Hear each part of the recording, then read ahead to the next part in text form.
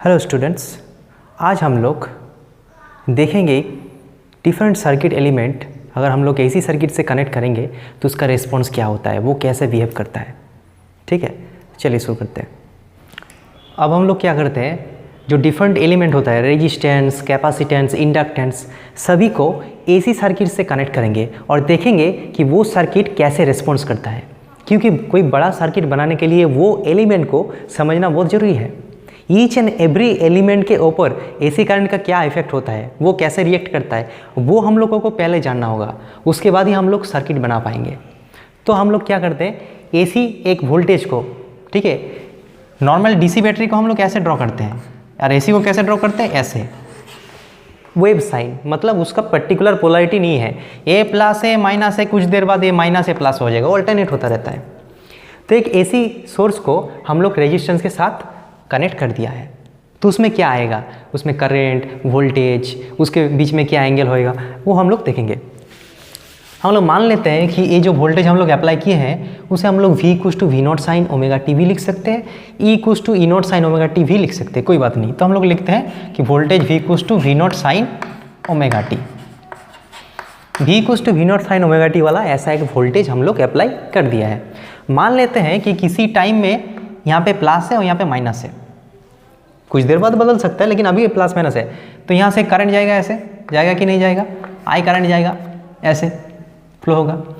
तो हम लोग देख सकते हैं ऐसे करंट अगर फ्लो होगा तो यहाँ पे हम लोग किरचॉफ लॉ लगा सकते हैं, या फिर हम लोग डायरेक्टली लिख सकते हैं। यहाँ पे तो कुछ अलग एलिमेंट नहीं है, तो हम लोग क्या लिख सकते हैं, आई = क्या होता है, V/R होता है, ओम्स लॉ से। V मतलब क्या होता है, V not sine omega T, और यहाँ पे नीचे R। तो यहाँ पे क्या हो गया, V not by R multiplied by sine omega T. ये जो V नॉट बाई R है इसको हम लोग क्या मान लेते हैं, मान लेते हैं ये I नॉट है, जो कि क्या है, साइन का करंट का मैक्सिमम वैल्यू। ठीक है, तो V = V not sine omega T हम लोग अप्लाई किए थे और हम लोगों को क्या करंट मिला, I = I not sine omega T. तो यहाँ पे हम लोग देख सकते हैं कि दोनों का बीच में कोई फेज डिफरेंस नहीं है। T = 0 में ये जहाँ था ये वहाँ पे ही है। ठीक है, दोनों में कोई करंट और वोल्टेज में कोई फेज डिफरेंस नहीं है। ठीक है, फेज डिफरेंस बात करें, करंट और वोल्टेज एक है वो नहीं बोल रहे, करंट अलग चीज़ है, वोल्टेज अलग चीज़ है, लेकिन दोनों में फेज डिफरेंस नहीं है। देखो इसका ओमेगा टी है, इसका भी ओमेगा टी है, मतलब दोनों एक ही जगह से स्टार्ट होगा, दोनों एक ही जगह में ख़त्म होगा। ठीक है, हालांकि उसका वैल्यू अलग अलग होगा, ये अलग वेक्टर है, ये अलग वेक्टर है, फेजर है, इसका मैग्नीट्यूड अलग है, इसका मैग्नीट्यूड अलग है, आई नॉट का मैग्नीट्यूड क्या है, थोड़ा सा कम है इससे। तो इसको हम लोग अगर ड्रॉ करेंगे ग्राफ में तो कैसा आएगा, देखते रहे। एक ही ग्राफ में हम लोग दो ग्राफ ड्रॉ करेंगे, इधर ड्रॉ करेंगे हम लोग ओमेगा टी और इधर ड्रॉ करेंगे क्या, वोल्टेज और करंट दोनों। हम लोग मान लेते हैं कि ये क्या है, हम लोग का π/2 है, ये पाई है, ये 3π/2 है और यहाँ पे 2π है। अब देखो टेबल हम लोग और नहीं बनाएंगे, हम लोग समझ चुके हैं। पहले 0 बैठाओ, ओमेगा टी = 0, साइन 0 कितना होता है, 0, मतलब पहले हम लोग V ड्रॉ करते हैं, तो ये एक पॉइंट आएगा। फिर क्या होगा, देखो फिर π/2 बैठाओ, sine π/2 1 multiplied by V naught, मतलब V नॉट होगा। V नॉट कहाँ पे है, मान लेते हैं कि V नॉट है, तो यहाँ पे आएगा ना, यहाँ पे एक पॉइंट आएगा। उसके बाद क्या आएगा, उसके बाद π, 0 होगा। फिर 3π/2 करने से क्या होगा, -1 मल्टीप्लाइड बाई V नॉट, तो -V नॉट होगा, ये -V नॉट है, तो इसका पॉइंट यहाँ पे आएगा एक, और 2π में यहाँ पे 0 आएगा। इस सारी पॉइंट को अगर साइन ग्राफ के जैसा जोड़ देंगे तो ऐसे ग्राफ मिल जाएगा। एक किसका ग्राफ है, V का, एक किसका ग्राफ है, V का वेरिएशन हम लोग देख लिए। और V नॉट क्या है, इसका मैक्सिमम वैल्यू मान लेते कि 5 है, तो +5 से -5 के अंदर वो वेरी कर रहा है। अब I ड्रॉ करते हैं, I = I not sine omega T. अब देखो यहाँ पे I नॉट का वैल्यू क्या होगा, देखो I not = V not by R, मतलब I नॉट का वैल्यू V नॉट से छोटा है, V नॉट को R से डिवाइड करेंगे तभी I नॉट मिलेगा, मतलब I not is always less than V not in this case. तो हम लोग मान लेते हैं कि यहाँ पे I नॉट है और यहाँ पे -I नॉट है। ठीक है, तो यहाँ पे हम लोग देख सकते हैं कि इसका जो वेरिएशन है +I नॉट से -I नॉट तक होगा। ठीक है, तो यहाँ पे हम लोग देख लेते हैं कि इसका वेरिएशन कैसा होगा। यहाँ पे एक पॉइंट बनेगा, यहाँ पे एक पॉइंट बनेगा, यहाँ पे बनेगा और यहाँ पे पॉइंट बनेगा। तो इसको जोड़ देंगे तो क्या हो जाएगा, ऐसे।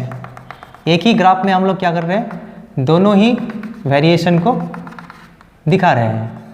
तो एक इसका वेरिएशन है, ये आई का वेरिएशन है।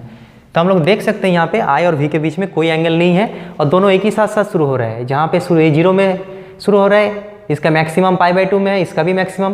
तो एक ही साथ दोनों वेरी कर रहा है। अगर हम लोग इसका फेज डायग्राम बनाएंगे तो कैसा होगा, फेज डायग्राम हम लोग मान लेते हैं कि ये आई है, आई फेज। तो आई जो फेज है, वेक्टर साइन देने का ज़रूरत नहीं है। तो इसका आई वेक्टर ऐसे होगा, ठीक है। तो इसका मैग्नीट्यूड क्या होगा, I0 होगा, ये होगा आई फेज।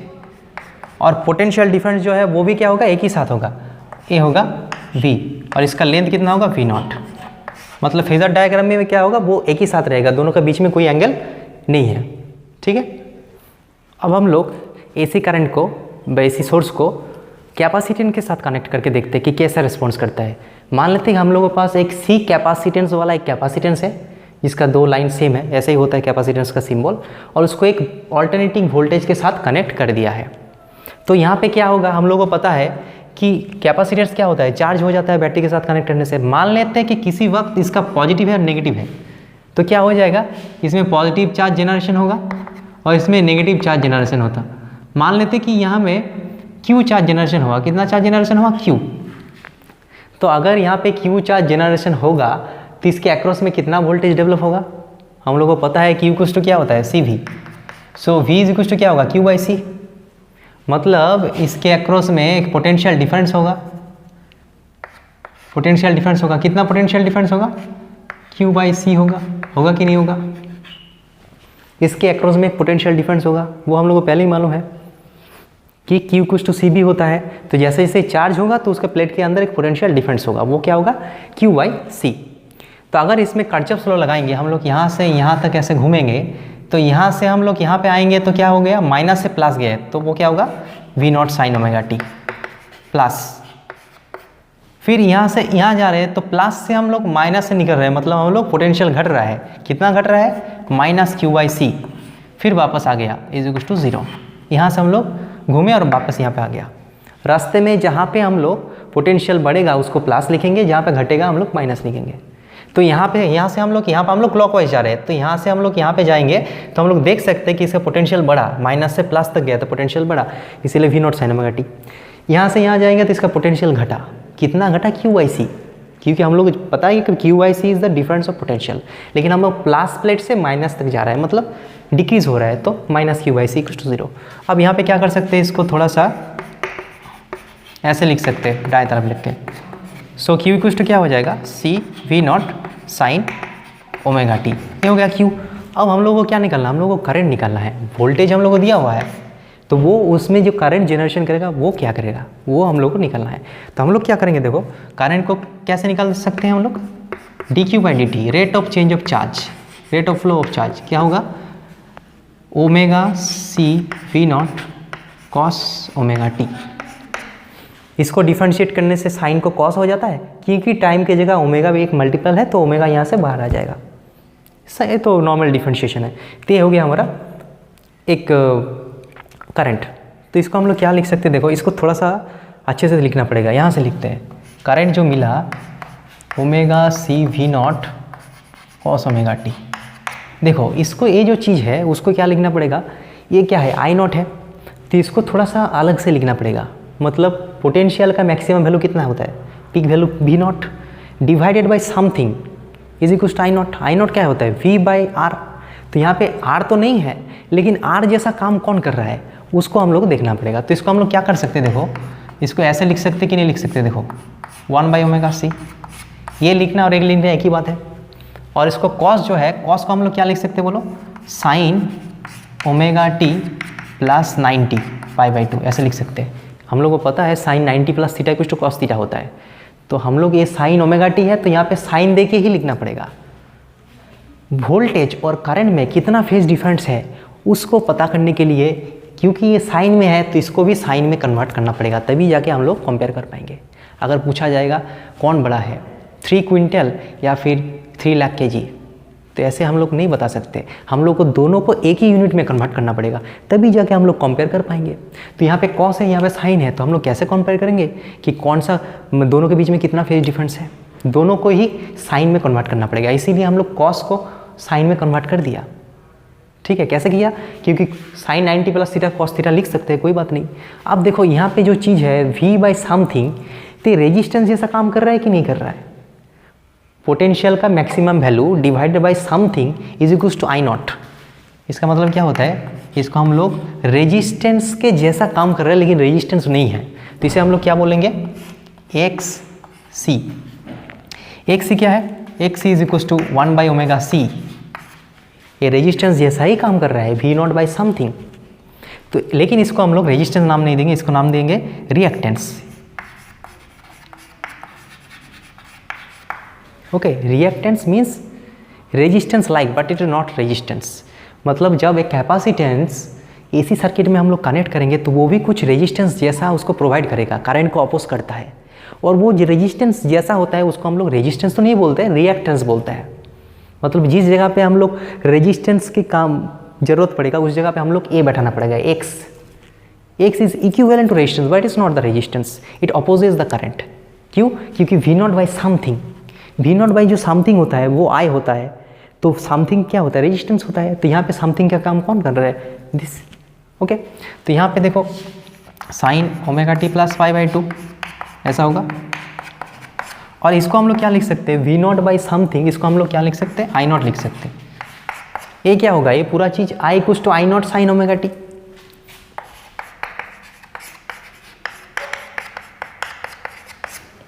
मतलब आई नॉट मतलब क्या है? आई नॉट मतलब V naught by X C, peak value of current. Current का peak value is equals to क्या होगा? वोल्टेज का peak value divided by something. वो समथिंग क्या होता है? रेजिस्टेंस होता है, लेकिन यहाँ पे क्या है? रिएक्टेंस। ठीक है, यहाँ पे वी कुछ टू आई नहीं होगा, यहाँ पे होगा वी कुछ to I X C. Resistance का काम कौन करेगा? एक्स सी करेगा, 1 बाई ओमेगा सी। समझ में आ गया? इसको हम लोग रेजिस्टेंस नहीं बोलते, रिएक्टेंस बोलते हैं। लेकिन एक किसका रिएक्टेंस है? कैपेसिटर का, इसीलिए इसको क्या बोलते हैं? Capacitive reactance. क्या बोलते हैं? Capacitive reactance. तो यहाँ पे हम लोग देख सकते हैं कि हम लोग वोल्टेज अप्लाई किए थे V equals to V naught sine omega T, और करंट मिला I equals to I naught sine omega T plus pi by 2। मतलब देख सकते हैं जो करंट है वो कुछ फेज आगे जा रहा है, पाई बाई 2 का फेज गैप है। देखो यहाँ पे साइन ओमेगा टी है, वहाँ पे omega T plus pi by T है, मतलब दोनों का फेज अलग है। कितना डिफरेंस है? पाई बाई 2। कौन आगे जा रहा है? करंट जा रहा है। जब ये शुरुआत में इसका फेज कितना है? 0। शुरुआत में उसका कितना फेज है? पाई बाई 2। ठीक है, तो इसको हम लोग ग्राफ में प्लॉट करेंगे तो कैसे आएगा उसको देख लेते हैं। तो यहाँ पे हम लोग देख सकते हैं कि I equals to I naught sine omega T plus pi by 2, V equals to V naught sine omega T हम लोग अप्लाई किए थे, और जो करंट मिला वो कैसा मिला? I equals to I naught sine omega T plus pi by 2। दोनों का बीच में एक फेज डिफरेंस है, पाई बाई 2। कौन आगे जा रहा है? करंट। हम लोग बोल सकते हैं कैपेसिटेंस के लिए क्या होता है? Current leads the voltage. Okay, तो इसको हम लोग ग्राफ बनाएंगे तो कैसे आएगा? देखो ये जो ग्राफ हो वो तो सिंपल है, साइन 0 मतलब 0, साइन पाई बाई 2 मतलब वी नॉट, फिर यहाँ पे 0, फिर यहाँ पे माइनस वी नॉट, फिर 0। तो इसको कनेक्ट कर देंगे तो ऐसे आ जाएगा। पहले टेबल बनाना है, उसके बाद पॉइंट लिखना है, फिर जाके जोड़ देना है। ये हो गया वी का वेरिएशन निकल गया। वी वोल्टेज का ऐसा वेरिएशन होगा। करंट का कैसा होगा? अच्छे से देखना होगा। टी कुछ तो 0 में, मतलब ओमेगा टी जब 0 स्टार्टिंग में, यहाँ पे तो ओमेगा टी है, तो ओमेगा टी जब 0 तो यहाँ पे कितना है? पाई बाई 2 साइन पाई बाई 2। पहले ही साइन पाई बाई 2 है, मतलब 1, मतलब आई नॉट से शुरू होगा। यहाँ पे एक पॉइंट होगा, ठीक है, ऐसे नहीं कर रहे हम लोग। यहाँ पे एक पॉइंट होगा, पाई बाई 2 में क्या होगा? Pi by 2 plus pi by 2, pi sine pi मतलब 0, मतलब यहाँ पे 0 हो जाएगा। फिर क्या होगा? Pi plus pi by 2, 3 pi by 2, sine 3 pi by 2, sine 270 degree means -1, -1 multiplied by I naught, minus I naught. I naught कहाँ पे है? यहाँ पे, सो पाई में minus I naught. 3 pi by 2 plus pi by 2 तो क्या हो जाएगा? 4 पाई बाई 2 मतलब 2 पाई, साइन 2 पाई 0, फिर 0 हो जाएगा, और यहाँ पे 2 पाई करेंगे तो फिर +1 हो जाएगा। यहाँ पे एक पॉइंट आएगा, तो इसको जोड़ देंगे तो क्या हो जाएगा? देखो हम लोग एक ही ग्राफ में 2 ग्राफ बना रहे हैं, इसीलिए इसको थोड़ा सा समझना। डिफ़िकल्ट है लेकिन उतना भी डिफ़िकल्ट नहीं है। देखो दोनों का फेज अलग अलग है और ग्राफ भी छोटा होगा ना, इसका एम्पलीट्यूड इतना है, इसका एम्पलीट्यूड कम है, क्योंकि देखो आई नॉट मतलब क्या, वी नॉट बाई समथिंग, तो वी नॉट जिसका वैल्यू होगा तो आई नॉट तो उससे भी कम होगा, इसीलिए आई नॉट इतना देर में वेरी कर रहा है। देखो आई नॉट का वेरिएशन इतना देर में हो रहा है, इसमें हो रहा है, इसके बीच में उसका वेरिएशन हो रहा है, उसके बाहर नहीं जाएगा साइन फंक्शन, इसके बीच में वेरी हो रहा है। और वो क्या पे वेरी हो रहा है, वो यहाँ पे वेरी हो रहा है, उसका वैल्यू थोड़ा सा ज़्यादा है एम्पलीट्यूड, ठीक है, वैल्यू अलग हो सकता है, लेकिन हम लोग वेरिएशन देखेंगे कि जो पोटेंशियल डिफरेंस और करंट है दोनों अलग अलग तरीके से वेरी कर रहा है। स्टार्टिंग में 0 है लेकिन स्टार्टिंग में ऑलरेडी 1 है, मतलब करंट आगे जा रहा है, करंट का फेज थोड़ा सा आगे है, उसका फेज π/2 ज़्यादा है, ठीक है। और इसको फेजर डायग्राम में कैसे ड्रॉ करेंगे, अगर हम लोग इसको ड्रॉ करेंगे और इसको ड्रॉ करेंगे, दोनों की ड्रॉ करेंगे, लेकिन कौन सा हम लोग एक्स एक्सिस के लेंगे, एक्स एक्सिस को लेंगे, जो कॉमन है वो लेंगे।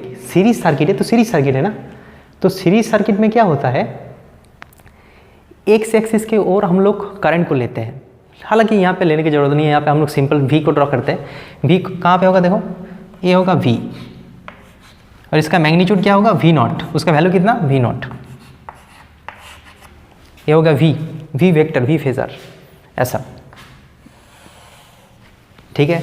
अब करंट को कैसे ड्रॉ करेंगे, ये अगर वी होगा तो यहाँ पे देख सकते हैं कि करंट जो है, करंट का मैग्नीट्यूड आई नॉट होगा जो कि इसके छोटा होगा, और वेक्टर कहाँ पे रहेगा, इनिशियली π/2 पे रहेगा, मतलब यहाँ पे रहेगा, ये हो जाएगा करंट। इसका मैग्नीट्यूड कितना होगा, इसका मैग्नीट्यूड होगा आई नॉट, इसका लेंथ आई नॉट होगा और वो π/2 एंगल बनाएगा एक्स एक्सिस के साथ। तो यहाँ पे हम लोग देख सकते हैं कि पोटेंशियल डिफरेंस और वोल्टेज के बीच में π/2 एंगल है, यहाँ पे भी देख सकते हैं, यहाँ पे भी देख सकते हैं, ठीक है। तो फेजर डायग्राम में ऐसे हम लोग बनाते हैं। फेजर डायग्राम में हम लोग बनाना, यहाँ पे देखो ये एक्स एक्सिस के ओर ही है क्योंकि कुछ एंगल तो बना ही नहीं, लेकिन ये ऑलरेडी π/2 एंगल बनाया है, तो ये इसके साथ π/2 मतलब यहाँ पे रहेगा, ठीक है। और इसका लेंथ होगा आई नॉट, इसका लेंथ होगा वी नॉट, ये हो गया आई फेजर, ये V phasor. So this is the phasor diagram and this is the graph. Is it okay, it is not a very difficult thing, is very simple thing. पहले हम लोगों को graph बनाना होगा, उसके बाद हम लोग देख पाएंगे कि उसमें वेरिएशन में क्या बदलाव आएगा, ठीक है। तो यहाँ पे ये जो चीज़ है एक सी बहुत ही इंपॉर्टेंट है ना, 1/ωc, ये रेजिस्टेंस का काम करेगा। तो हम लोग यहाँ पे अगर कुछ प्रॉब्लम करेंगे तो वहाँ पे क्या लिखेंगे, V = IR होता है रेजिस्टेंस के लिए, यहाँ पे क्या हो जाएगा, यहाँ पे हो जाएगा V = I × XC, not R की जगह कौन काम करेगा, XC। और यहाँ पे सबसे इम्पोर्टेंट ध्यान देने वाली बात ये है कि इसका जो रेजिस्टेंस है, मतलब रिएक्टेंस है, वो किसके साथ रिलेटेड है, ओमेगा, मतलब फ्रीक्वेंसी के साथ रिलेटेड है। फ्रीक्वेंसी बदलने से भी इसका रिएक्टेंस अलग अलग होगा। अगर फ्रीक्वेंसी ज़्यादा है तो रिएक्टेंस घट जाएगा, मतलब इजीली करंट फ्लो हो सकता है। अगर फ्रीक्वेंसी कम है तो इसका रिएक्टेंस बहुत ज़्यादा बढ़ जाएगा। Okay, so resistance like thing, this reactance which depends on the frequency. इसको बहुत ही इंपॉर्टेंट इसको देखना पड़ेगा। तो V = IXC, अगर हम लोग इसको लिखेंगे VRMS तो क्या हो जाएगा, VRMS = क्या होगा, IRMS × XC। अगर हम लोग V0 लिखेंगे तो क्या हो जाएगा, I0 × XC। जो भी इक्वेशन होगा R की जगह XC आ जाएगा। और पिछले केस में क्या होगा, V = IR, VRMS = IRMS × R, V0 = I0 × R, ऐसा आएगा ओम्स लॉ, लेकिन उसकी जगह रेजिस्टेंस की जगह ये आ जाएगा। अब हम लोग देख लेते हैं कि इंडक्टर को कनेक्ट करेंगे तो क्या हो जाएगा। इंडक्टर मतलब क्या होता है, जिसका एक इंडक्टेंस होता है। सेल्फ इंडक्टेंस के बारे में हम लोग बात कर चुके हैं, मतलब जो एक कॉइल होता है ऐसा सोलेनॉइड शेप। तो हम लोग को पता है कि अगर हम लोग AC करंट यहाँ पे लगाएंगे तो मान लेते कि यहाँ पे एक प्लस हो गया, एक माइनस है किसी भी वक्त, तो जब ये करंट यहाँ पे पास होगा इसके थ्रू, तो इसमें क्या होगा, फ्लक्स में बदलाव आएगा, मतलब एक इंड्यूस्ड EMF होगा। और वो जो इंड्यूस्ड EMF है वो इसी को अपोज करने की कोशिश करेगा, इसीलिए उसका क्या पोलैरिटी होगा, उसका पोलैरिटी होगा ऐसे और ऐसे। और उसका इंड्यूस्ड EMF कितना होता है, L/di/dt, ठीक है। इसको हम पता है, हम लोगों को पहले हम लोग कर चुके हैं कि कोई भी कॉइल में करंट कोरिंग कॉइल रखा हुआ है, करंट नहीं बह रहा है, उसको अगर फ्लक्स में उसमें बदलाव लाएंगे तो उसमें EMF जनरेशन होता है, कितना, L/di/dt, ठीक है। फाई = क्या होता है, Li, और EMF क्या होता है, d∅dt, तो क्या हो गया, L/di/dt। और उसका पोलैरिटी कैसा होगा, सेंस इसका ऑपोजिट होगा, जिस कारण से वो बना है उसी को अपोज करेगा। तो इस कारण से बना है तो वो उसी को अपोज करेगा, इसीलिए उसका प्लस ऐसा होगा। अगर हम लोग किरचॉफ लॉ लगाएंगे, ऐसे क्लॉकवाइज घूमेंगे यहाँ से, तो यहाँ से यहाँ आएंगे तो माइनस से प्लस जा रहा है तो हम लोग V naught sine omega t, यहाँ से यहाँ जा रहा है तो प्लस से माइनस जा रहा है तो घट रहा है तो क्या होगा L D I by D T that is equal to 0। यहाँ से हम लोग लिख सकते हैं कि D I by D T जो होगा थोड़ा सा सिंप्लीफाई करने से V naught by L sine omega T ऐसा होगा। अब यहाँ पे D I by D T है, हम लोग को निकालना क्या है आई है, पहले क्यू था तो उसको डिफरेंशिएट करके आई निकल गया था। अब D I by D T है तो उसको क्या करना पड़ेगा इंटीग्रेट करना पड़ेगा। कैसे D I is equal to V naught by L sine omega T D T. Integration is the opposite process of differentiation. इसको इंटीग्रेशन करने से क्या होगा I V naught by L तो कांस्टेंट है, साइन को इंटीग्रेशन करने से होता है cos omega T, minus sine होता है एक और यहाँ पे एक ओमेगा आ जाएगा।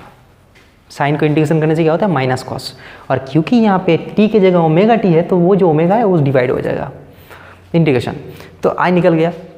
कोई बात नहीं, हम लोग मान लेते कि टी कुछ टू 0 में आई करंट 0 था करंट, इसीलिए ये है। यहाँ पे कांस्टेंट जो आता है प्रोपोर्शनलिटी कांस्टेंट उसका वैल्यू 0। अब देखो यहाँ पे इसको थोड़ा सा सिंप्लीफाई करना है, ऐसे लाना है साइन आना है, तो इसको साइन कैसे ला सकते हैं हम लोग। देखो आई इज इक्वल टू हम लोग लिख सकते हैं कि V0 बाई ओमेगा एल, और यहाँ पे हम लोग लिख सकते हैं माइनस कॉस ओमेगा टी, ऐसा लिख सकते हैं। अब देखो इसको हम लोग क्या लिख सकते हैं, देखो V naught by omega L, इसको लिख सकते हैं sine omega T minus pi by 2, लिख सकते कि नहीं लिख सकते हैं। देखो साइन हम लोगों को पता है थीटा माइनस पाई बाई 2 मान लेते हैं, ऐसा करते हैं sine theta minus pi by 2, तो इसको हम लोग क्या लिख सकते हैं sine minus of pi by 2 minus theta, त्रिकोणमिति का चीज़ है, ऐसा लिख सकते हैं माइनस कॉमन लेके।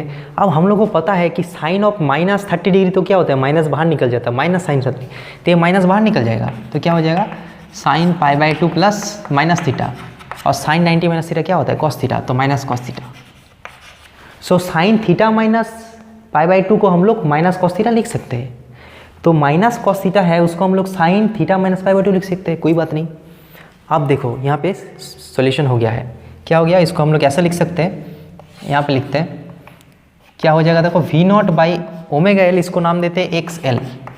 यहाँ पे रेजिस्टेंस का काम कौन कर रहा है वी नॉट बाई समथिंग, तो समथिंग का काम कौन कर रहा है ओमेगा एल, इसको हम लोग एक्स एल नाम देते हैं sine omega T minus pi by 2, ठीक है। तो ये है आई, तो आई क्या हो जाएगा आई कुछ to I naught sine omega T minus pi by 2, ये हो गया आई का इक्वेशंस। तो v का इक्वेशन क्या था v कुछ तो V naught sine omega T, और हम लोग को i क्या मिला i कुछ तो I naught sine omega T minus pi by 2। Again हम लोग यहाँ पे देख सकते हैं कि दोनों का बीच में एक फेज डिफरेंस है, कितना फेज डिफरेंस है पाई बाई 2। पिछले केस में भी पाई बाई 2 था, लेकिन क्या था वहाँ पे करंट आगे जा रहा था, यहाँ पे करंट पीछे जा रहा है। और यहाँ पे जो XL है XL जो कि ओमेगा एल, इसका नाम क्या है, इसका नाम भी क्या है रेजिस्टेंस जैसा, लेकिन रेजिस्टेंस नहीं रिएक्टेंस, तो इसको क्या करेंगे इंडक्टिव रिएक्टेंस। रिएक्टेंस तो है लेकिन किसका रिएक्टेंस इंडक्टेंस का, इसलिए inductive reactance. The resistance like things provided by the inductance is known as inductive reactance. Resistance का जो काम था वो यहाँ पे एल जगह, जब एल लगा रहेगा सेल्फ इंडक्टेंस लगा रहेगा तो उसमें उसका काम ओमेगा एल करता है एक्सएल। वो भी क्या है फ्रीक्वेंसी के साथ रिलेटेड है, फ्रीक्वेंसी बढ़ेगा तो उसका रिएक्टेंस बढ़ जाएगा, फ्रीक्वेंसी घटेगा तो रिएक्टेंस घट जाएगा, बहुत ही इंपॉर्टेंट बात है। अब देखो ये दो ग्राफ हम लोग प्लॉट कर लेते हैं, वी कुछ तो V naught sine omega T, एक तो यहाँ पे पॉइंट मिलेगा, एक तो यहाँ पे मिलेगा, एक यहाँ पे और एक यहाँ पे मिलेगा। ये ऐसे वेरी करेगा ना, इसके बीच में वेरी, इसके बाहर नहीं जाएगा, समझ में आ रहा है ना। तो इसको हम लोग कैसे लिख सकते हैं ऐसे, ये ग्राफ पिछले जगह क्या होता है, ये नया ग्राफ नहीं है। ये हो गया वी का ग्राफ। अब आई का ग्राफ क्या होगा, आई का वैल्यू यहाँ से इसके बीच में ही सीमित रहेगा, उसके बाहर नहीं जाएगा। तो आई का वैल्यू क्या होगा, देखो जब टी कुछ टू 0 बैठाएंगे तो ऑलरेडी क्या है इसमें साइन माइनस पाई बाई 2, तो माइनस आगे जाएगा, साइन पाई बाई 2 -1 हो जाएगा। साइन माइनस पाई बाई 2 कितना होगा -1, तो क्या होगा स्टार्ट होगा यहाँ से होगा पाई बाई 2 बैठाएंगे, pi by 2 minus pi by 2 0, मतलब यहाँ पे होगा। फिर पाई बैठाएंगे तो पाई माइनस पाई बाई 2 सब 1 होगा यहाँ पे। फिर 3π/2 माइनस π/2, 2π/2 मतलब पाई, यहाँ पे 0 होगा, फिर -1 होगा। तो इसका ग्राफ कैसे होगा, ऐसे वेरिएशन होगा इसका ग्राफ का। ठीक है, ये ग्राफ किसका है, आई का है। डॉट डॉट करके कर सकते हो, अलग अगर इंक रहेगा तो कर सकते हो। ये वी है, वी और आई है, दोनों का अलग अलग वेरिएशंस। तो यहाँ पे हम देख सकते हैं कि दोनों के बीच में क्या डिफरेंस है, वोल्टेज और करंट के बीच में कितना डिफरेंस है, फेज डिफरेंस 5/2। कौन आगे जा रहा है, करंट पीछे जा रहा है, वोल्टेज आगे जा रहा है। ठीक है, तो इसको हम लोग फेज डायग्राम में भी दिखा सकते हैं। फेजर डायग्राम में कैसे दिखाएंगे, यहाँ पे ही दिखा देते हैं ना फेजर डायग्राम। तो वोल्टेज को कैसे लिखेंगे, वोल्टेज कैसे लिख सकते हैं, ये वोल्टेज फेजर है, इसका मैग्नीट्यूड V0 है। ये हो गया वोल्टेज, इसको थोड़ा सा डीप कर देंगे। और कुछ कितना एंगल बनाया है, कोई एंगल नहीं बनाया है, इनिशियली फेज एंगल नहीं है इसीलिए कोई एंगल नहीं। ये इनिशियली कितना एंगल बनाया है, -π/2, मतलब वो नीचे रहेगा ऐसे। ये हो गया आई फेजर, जिसका I0 है, इसका वैल्यू, इसका लेंथ I0 है, नीचे रहेगा। और -π/2 एंगल इनिशियली बनाया है, x एक्सिस के साथ -π/2 एंगल बनाया। तो दोनों के बीच में एंगल हम लोग देख सकते हैं, π/2 एंगल है। ठीक है, तो ऐसे रिएक्ट करता है। ठीक है, रेजिस्टेंस के साथ एसी करंट को इंडक्टर के साथ एंड कैपेसिटेंस के साथ हम कनेक्ट करेंगे तो ये सब चीज़ होता है। अगर इसे हम लोग नहीं समझेंगे तो बाद में जब कॉम्प्लेक्स सर्किट आएगा, अब हम लोग क्या करेंगे, RC सर्किट, RL सर्किट सब मिला के RLC सर्किट ऐसे बनाएंगे मिक्स करके। अब इंडिविजुअली क्या होता है वो हम लोग देख लिए, अब वो मिक्स करेंगे। ठीक है, कि जब एक AC current V=V0 sin ωt को, AC वोल्टेज को हम लोग डिफरेंट सर्किट एलिमेंट में कनेक्ट करते हैं तो क्या क्या रिस्पॉन्स होता है। जब रेजिस्टेंस में कनेक्ट करते हैं तो हम लोग देख चुके हैं कि फेज डिफरेंस क्या होता है, 0 होता है। मतलब वोल्टेज और करंट एक साथ चलता है, दोनों के बीच में कोई फेज डिफरेंस नहीं होता है। तो यहाँ पे क्या होता है, V0 = I0R होता है, Vrms = IRMS × R होता है। और इसका फ्रीक्वेंसी के साथ रेजिस्टेंस में कोई बदलाव नहीं आता, रेजिस्टेंस कॉन्स्टेंट है।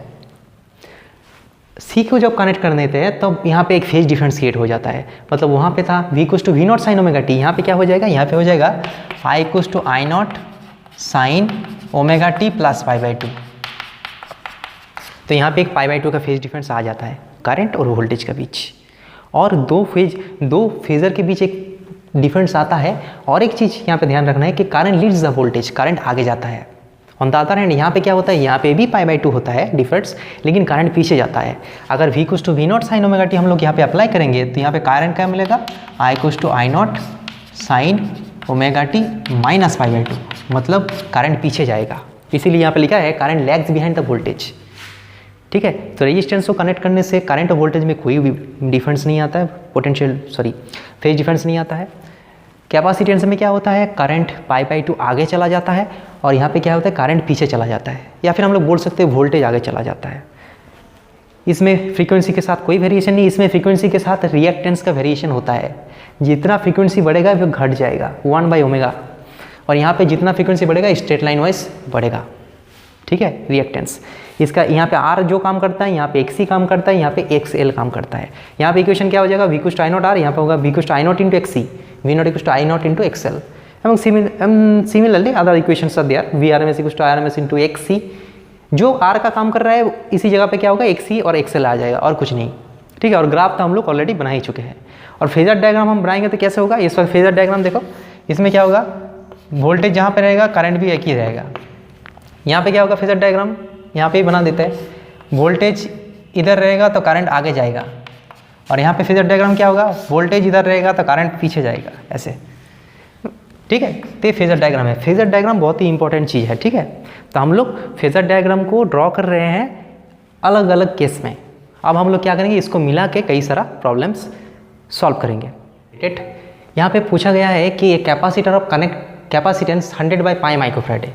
एक कैपेसिटेंस है 100/π माइक्रोफैराड, तो इसको हम लोग फैराडे कन्वर्ट कैसे करेंगे, 100/π × 10⁻⁻6 फैराड। ये हो गया कैपेसिटेंस का वैल्यू। एक AC सप्लाई के साथ कनेक्ट किया है, ऐसा एक कैपेसिटर है, इसको एक AC सप्लाई के साथ कनेक्ट किया है। यहाँ पे लिखा है, इसका C का वैल्यू तो दिया है, और इसका वोल्टेज जो है 220 वोल्ट एंड 50 हर्ट्ज जैसा दिया है। अब यहाँ पे एक समझने वाला बात है कि यहाँ पे जो सप्लाई का वैल्यू दिया रहता है जनरली, वो किसका वैल्यू दिया रहता है, RMS का वैल्यू। हम लोग ऑलरेडी बोल चुके हैं कि जो RMS है वही रिप्रेजेंट करता है AC को। ठीक है। AC का पर्टिकुलर तो वैल्यू नहीं होता है, एवरेज वैल्यू होता है। तो एवरेज मतलब एवरेज तो 0 होता है, तो IRMS की वैल्यू उसको रिप्रेजेंट करता है।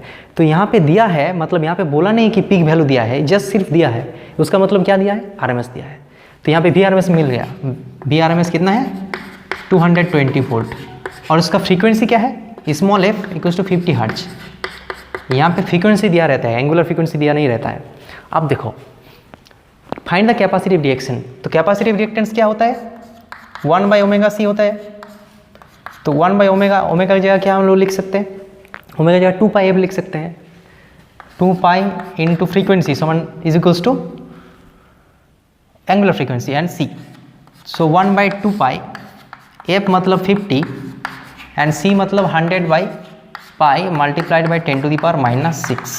तो pi and pi is cancel out.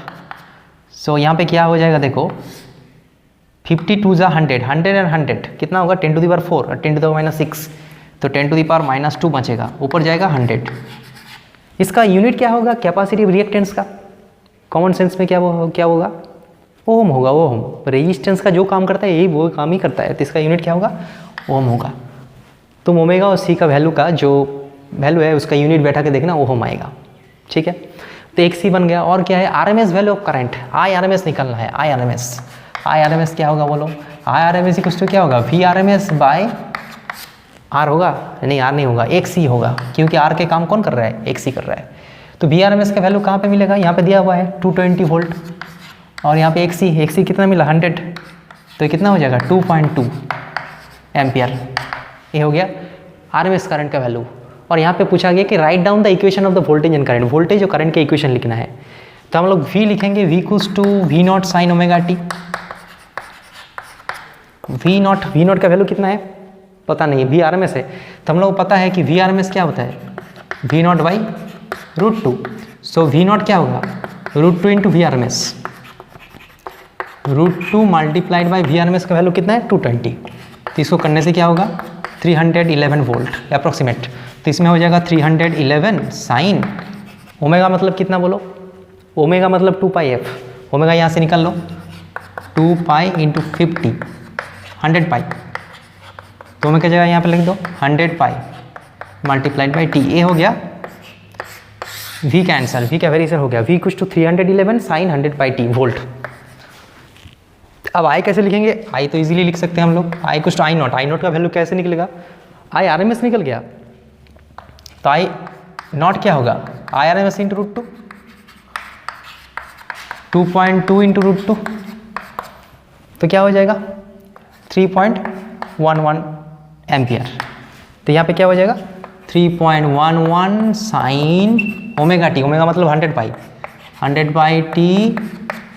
हम लोगों को पता है कि कैपेसिटेंस में क्या होता है, करंट वोल्टेज में क्या होता है, फेज डिफरेंस होता है, और करंट क्या होता है आगे जाता है। तो क्या हो गया यहाँ पे π/2 ऐड होगा, ये ध्यान में रखने वाला बात है।